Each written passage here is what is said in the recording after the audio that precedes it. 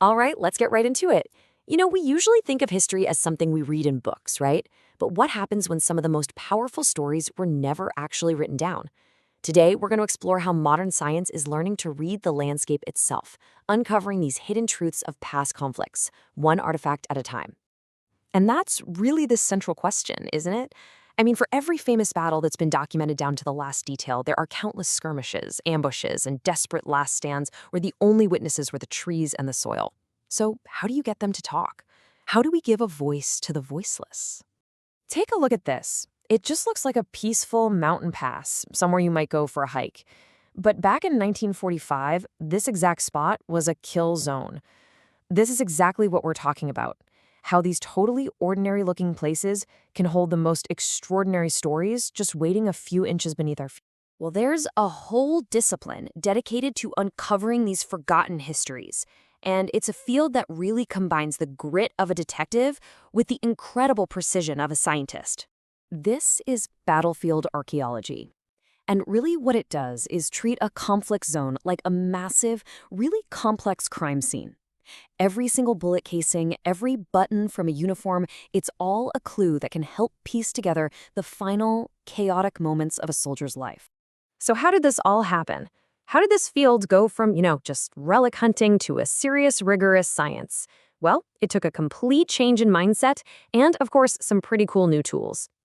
And here it is. This is the key shift in thinking. It's not about finding a cool souvenir to put on your shelf. It's about understanding that the exact location of every object is like a word in a sentence. If you move that object, you've just erased the word forever. The whole battlefield becomes this fragile document that's so easy to destroy. Now, this transformation didn't just happen overnight. It was kind of like a perfect storm. First, you had established archaeologists who started proving that metal detectors could be used for serious science. Then, they began teaming up with skilled hobbyists, people who are already experts. And finally, the money started to flow in, which allowed for these huge professional investigations. So, you find an object. Great. What's next? I mean, finding one bullet is interesting, but the real magic, the real breakthrough, happens when you start to see the bigger picture. To get that bigger picture, archaeologists actually borrowed a tool straight from military planners. It's called KOCOA. It's basically a framework for looking at the landscape the way a soldier would. Where's the high ground? Where can I hide? Where's the enemy probably going to come from?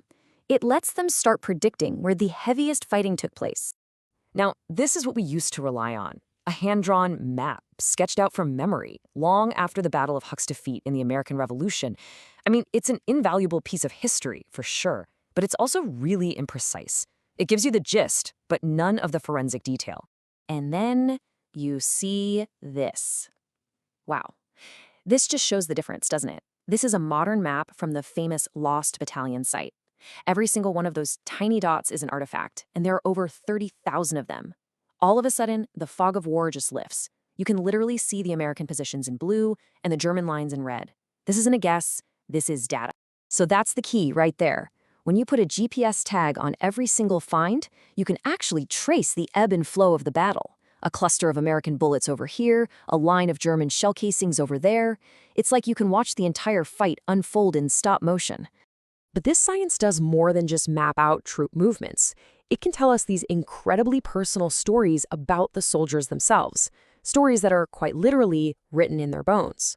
36. That's the most likely number of people found in just a single mass grave from the Battle of Resaca de la Palma in 1846. These were Mexican soldiers, buried quickly by the U.S. troops, and their stories were silenced for more than 150 years. A forensic analysis of their bones just reveals the brutal, brutal reality of that fight. Now, as you'd expect, most of the injuries were from bullets, but a really high number of them were from sharp weapons, like swords or sabers. And that tells us that this battle wasn't just fought from a distance. It devolved into vicious, up-close, hand-to-hand combat. But we also get to learn about who they were before the battle. These weren't just statistics. They were young men, mostly in their 20s and 30s, and a bit on the shorter side by our standards today. Their bones showed healed fractures, which could point to previous battles, or maybe just a hard life of farm labor. And the arthritis in their ankles? Well, that's the telltale sign of a soldier who spent countless hours on the march. So this science doesn't just fill in the gaps. One of its most powerful uses is its ability to test, to verify, and yeah, sometimes even challenge the official written histories we've accepted for decades. Okay, let's go back to the Lost Battalion for a second. The official history says Major Whittlesey's men pushed deep behind enemy lines, while archaeology finds a German ID tag from the exact regiment they were supposed to have broken through, right where the history book said it was. The story says the unit was cut off. Well, the ground truth shows us an American color disc found way far away from the main group. It marks the body of a runner who was killed trying to get a message out, physical, undeniable proof that their communication lines were gone. And that's the point, perfectly summed up by archaeologist Douglas Scott. This isn't just about adding a little color to old stories. The archaeological data is a completely separate, independent line of evidence. It allows us to cross-examine history itself and get so much closer to what actually happened on the ground. But here's the catch. This is a race against time. Look at this example from the Falkland Islands. An archaeologist found and documented this simple skillet left behind in 1982. When he went back just 3 years later, it had already decayed significantly. And that was in a sheltered spot. Just imagine what's happening to artifacts that are just lying out in the open. And this really is the ultimate takeaway. These sites aren't just fields or forests. They are finite, historical resources. They're non-renewable. Every single object that rusts away, every site that gets plowed over or looted by treasure hunters, it's like a page being ripped out of a history book that can never, ever be reprinted. Which leaves us with one final thought.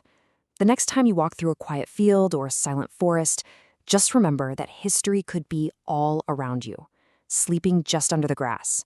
How many of these incredible stories of courage and sacrifice and survival are still out there, just waiting for us to finally learn how to listen?